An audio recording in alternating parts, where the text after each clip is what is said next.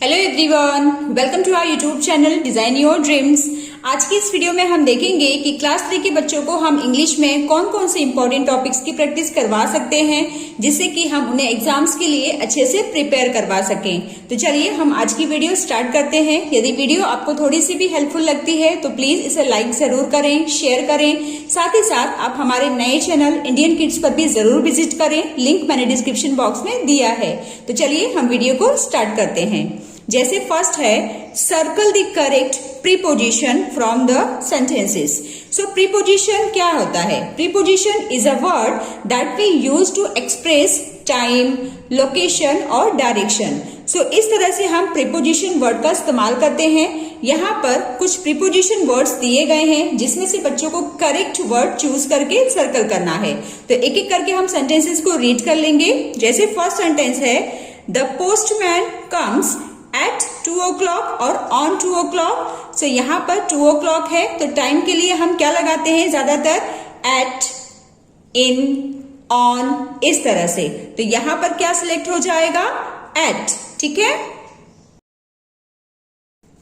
Second is the exam is for 3 hours और in 3 hours। Correct answer will B in 3 hours। The owl always sleeps at the day or during the day. What will be the correct answer? Yes, correct answer will be during the day. Okay, so we will circle this word. Fourth is my birthday falls on Sunday or for Sunday. So हमने पहले क्या discuss किया कि हम time के लिए ज्यादातर at, in और on का इस्तेमाल करते हैं। So what will be the correct answer in this? On Sunday. So on को हम सर्कल करेंगे। Fifth one is the carpenter is making a bed for the children और in the children. Correct answer will be for the children, बच्चों के लिए, ठीक है। So for को हम सर्कल करेंगे। We have practice session from 10 o'clock to 11 o'clock। So यहाँ पर फ्रॉम दिया है और 2 दिया है। So which one is the correct?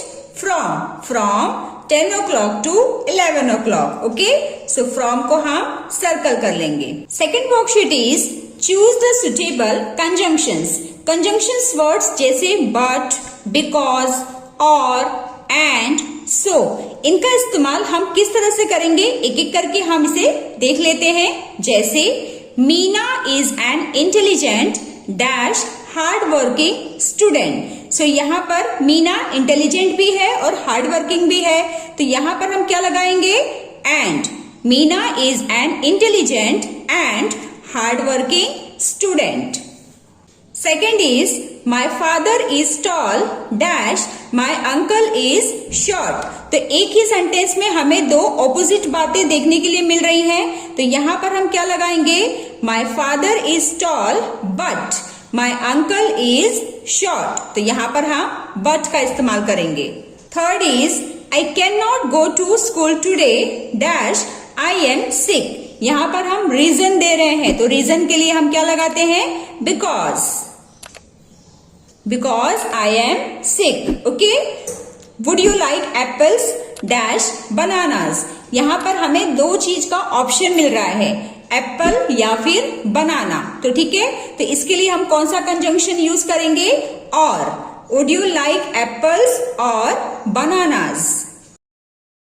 Fifth is I have enough books dash I want मोर। मेरे पास बहुत सारी बुक्स हैं पर मुझे और चाहिए। तो यहाँ पर दो ऑपोजिट चीजें हो रही हैं, तो यहाँ पर हम क्या लगाएंगे? But.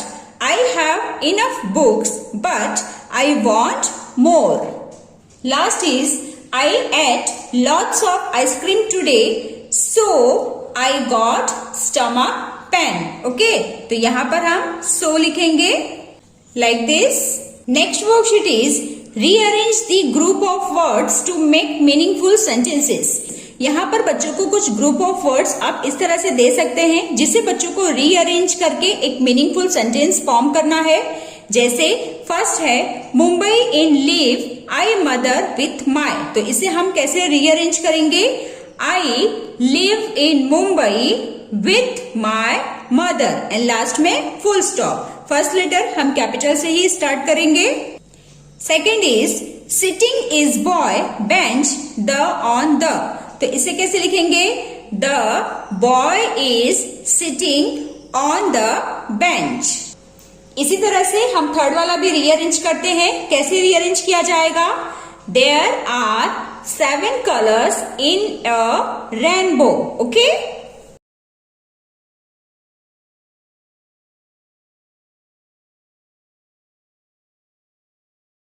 And the last one is easy learn is English too.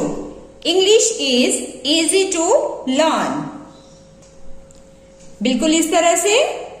Next worksheet is write A for affirmative and N for negative sentences. यहाँ पर कुछ सेंटेंसेस लिखे गए हैं। जो सेंटेंस पॉजिटिव है वहां पर हमें ए लिखना है यानी कि अफर्मेटिव, और जो सेंटेंस नेगेटिव है वहां पर हमें एन लिखना है। जैसे फर्स्ट है किया did not right the essay, सो ये क्या है?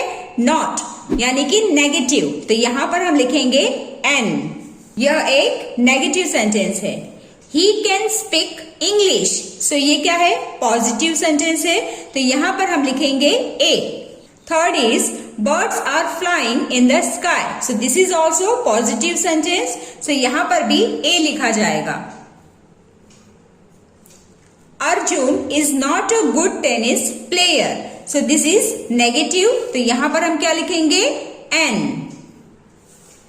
I stood first in the class, this is positive sentence, so यहां पर हम लिखेंगे A as a affirmative sentence. Okay, so इस तरह से बच्चों को आप अफर्मेटिव एंड नेगेटिव में डिफरेंसेस एक्सप्लेन कर सकते हैं।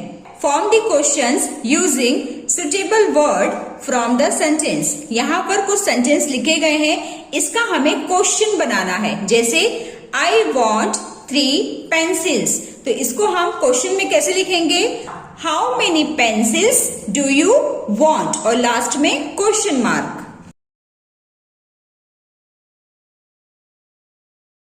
Second is the blue cycle is mine, so इसका क्वेश्चन हम कैसे बनाएंगे? Which one is your cycle.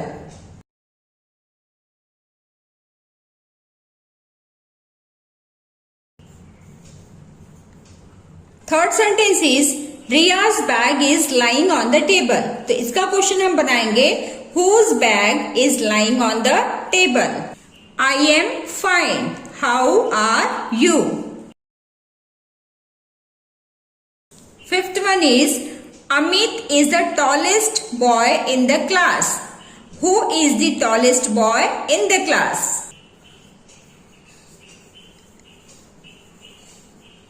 Next is I am going for a picnic, इसका क्वेश्चन हो जाएगा Where are you going? And last में क्वेश्चन मार्क।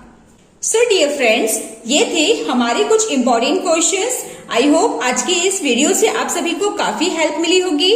तो चलिए मिलते हैं अब हम नेक्स्ट वीडियो में। Till then bye bye and take care.